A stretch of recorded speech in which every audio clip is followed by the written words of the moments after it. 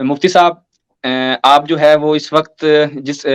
جن حالات میں ہیں انہی حالات کو مد نظر رکھتے ہوئے سوال ہے، اور قبلہ شاکر صاحب سے بھی یہ سوال ہوگا، قبلہ یہ مدافع اہل بیت کا جو ٹائٹل ہے اس کا کرائیٹیریا کیا ہے؟ ایک شخص جو حدیث خلیفتین کا انکار کر دیا، اس نے کہا کہ حدیث خلیفتین اصلاً حدیث ہی ٹھیک نہیں ہے، ٹھیک ہے، ہمارے مرزا صاحب جو ہیں وہ ماشاءاللہ سے انہوں نے اس حدیث کا انکار کر دیا اور آپ نے اس پہ بھرپور دفاع کیا، اور کہا جا رہا ہے کہ وہ بھی مدافع اہل بیت ہیں، یعنی ایک رد کرنے والا بھی مدافع اہل بیت ہے اور ایک جو اس کا اثبات کر رہا ہے وہ بھی مدافع اہل بیت ہے۔ اب مومنین جو ہیں وہ اس درمیان میں پریشان ہے کہ یہ مدافع اہل بیت کا بالآخر کرائیٹیریا ہمارے ہاں ہے کیا؟ جی بہت شکریہ آپ کا۔ میں تو اس حوالے سے اوپر کوئی کمنٹ نہیں کروں گا کہ وہ ہیں یا نہیں ہیں، یہ تو جب انسان تعلیمات کو بیان کرتا ہے تو لوگ خود ہی فیصلہ کر سکتے ہیں، اور اللہ تعالیٰ ان کو بھی بنائے، یہ کوئی ایسی بات نہیں ہے کہ اگر وہ ہیں یا کوئی اور ہو نہیں ہونا چاہیے۔ یہ بہت بڑا لقب ہے مدافع اہل البیت، میں اس کے بھی قابل خود کو نہیں سمجھتا ہوں کہ ہم ابھی اس درجے پہ بھی نہیں ہیں، ہم تو خادمین اہل البیت علیہ السلام ہیں، ہم تو اہل البیت علیہ السلام کی تعلیمات کو آگے پہنچانا چاہتے ہیں کہ جو ہمیں معلوم ہوئی ہے تحقیق کے نتیجے میں۔ اگر کوئی اور ہے تو اچھی بات ہے، لیکن بات یہ ہے کہ تعلیمات ہمیں پوری لینی چاہیے، اور جو ادھوری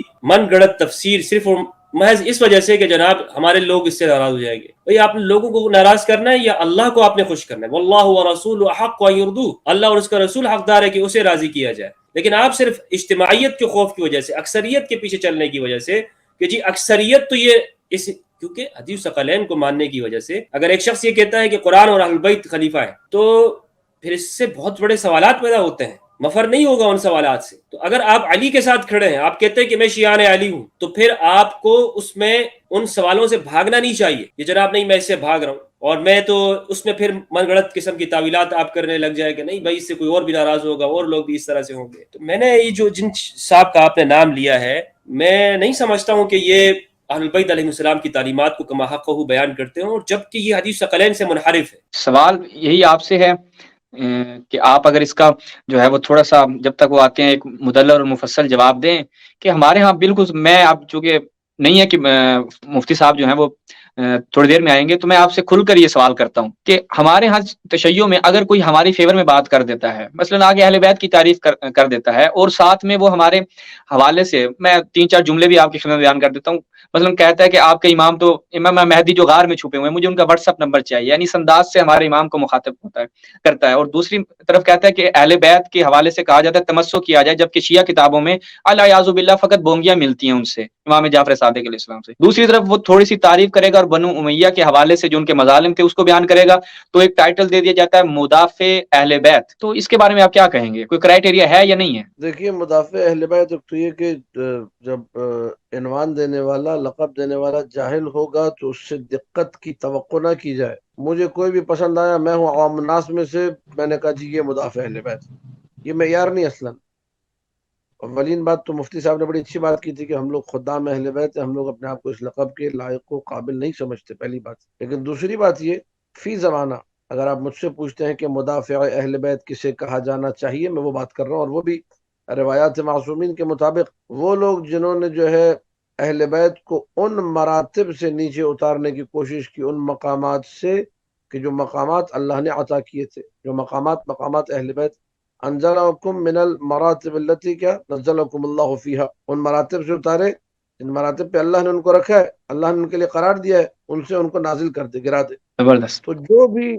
تاریخ میں یہ دیکھے، فی زمانہ بھی ہم لوگ دیکھتے ہیں کہ جو چیز مخصوص ہے اہل بیت کے لیے اس کو لگا دے کسی اور کے ساتھ۔ مثلا میں ایک مثال دیتا ہوں، لقب صدیق، صدیق اکبر، لقب فاروق، فاروق اعظم، یہ رسول اکرم صلی اللہ علیہ وآلہ وسلم کے فرمان گرامی کے مطابق، سنن ابن ماجہ، سنن ترمذی، اہل سنت کی کتابوں کے مطابق، ہماری ڈھیروں کتابوں کے مطابق اللہ کے رسول نے یہ لقب عطا کیا کسے؟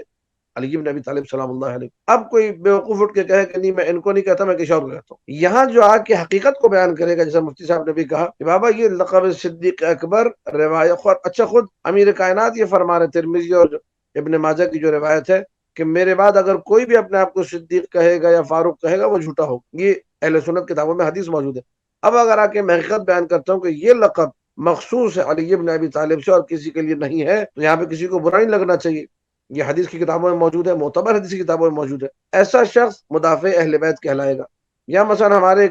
مولانا صاحب نے جو میری طرح ماما مقبہ میں تھے، ٹی وی پہ جا کے بیوقوفی کی اور کہنے لگے رسول اکرم صلی اللہ علیہ وآلہ جب دنیا سے گئے تو ان کا سر اقدس حضرت عائشہ کی گود میں تھا، جبکہ معتبر روایات موجود ہیں کہ امیر کائنات علی بن ابی طالب سلام اللہ علیہ کی گود میں رسول اللہ کا سر تھا جب ان کی روح قبض کی اللہ سبحانہ و تعالیٰ نے اور وہ اس دنیا سے گئے۔ تو اب ایک شخص جو دیکھ رہا ہے کہ امت ایسا ستم ڈال رہی ہے کہ فضائل امیر کو لے رہی ہے، فضائل امیر کائنات جھوٹے طریقے سے منسوب کیے جا رہے ہیں ان افراد کی طرف جو ان فضائل کی اہلیت نہیں رکھتے۔ کچھ چیزیں ہیں خصائص، خود مثلا نسائی کا نام لیا،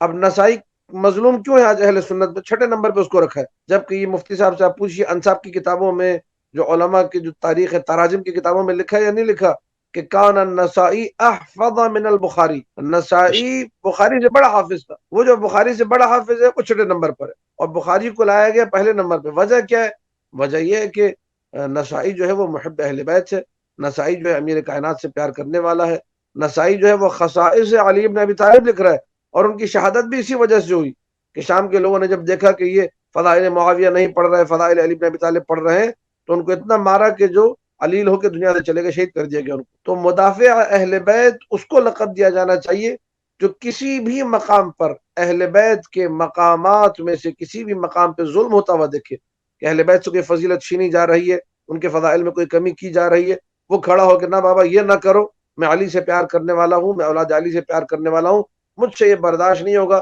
کہ تم اس قسم کی باتیں کرو۔ جہاں جو شخص یہ کردار ادا کرے گا اسے ہماری دعا ہے کہ اللہ مدافعین اہل بیت میں شامل کرے